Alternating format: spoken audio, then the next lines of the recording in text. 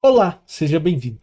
Você quer receber uma amostra do livro antes de comprá-lo na Amazon, tá? No livro da Amazon, livro digital da Amazon.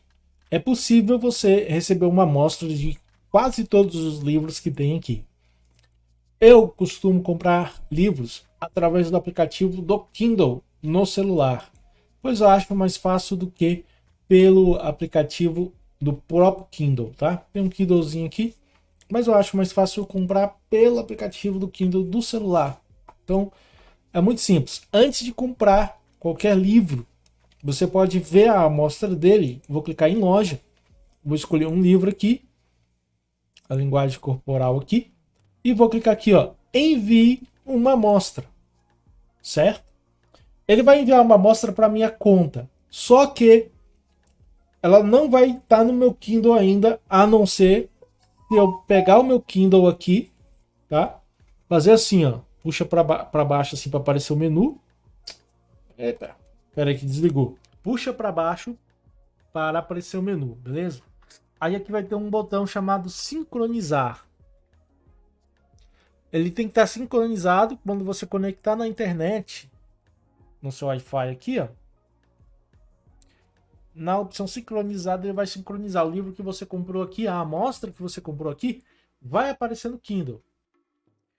Observa aqui, ó, o livro que eu adquiri agora, ó, a amostra. Aí é só ver a amostra, tá? Eu vou ler a amostra aqui no aplicativo. Quando você terminar de ler essa amostra, eu já tive esse livro no formato físico, ele é muito bom.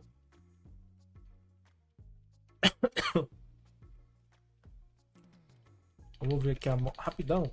Ó, aí você vai ver a amostra. É o final. E no final, mais ou menos aí 5% livro, vai aparecer aqui ver na loja. Aí você clica ver na loja e você vai decidir se vai comprar ou não. Você pode remover essa amostra depois, se você não quiser comprar. Vou voltar aqui. Tudo aqui. Voltar, tudo. Vou na minha biblioteca.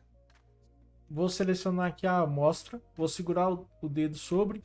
Vou clicar aqui nesse ícone aqui. Vou remover download. Tá? Eu posso remover da biblioteca também. Vou clicar aqui. Vou remover da biblioteca. Ó, desvendando os segredos da linguagem corporal. Essa amostra será removida da biblioteca em todos os seus dispositivos. Sim, remover. Pronto, já saiu da minha conta completamente. Eu prefiro comprar livros pelo aplicativo. Por isso que eu fiz o vídeo pelo aplicativo, tá? Bom, é isso daí. Qualquer dúvida, deixe nos comentários. Espero que tenha te ajudado. Valeu e até a próxima. Fui!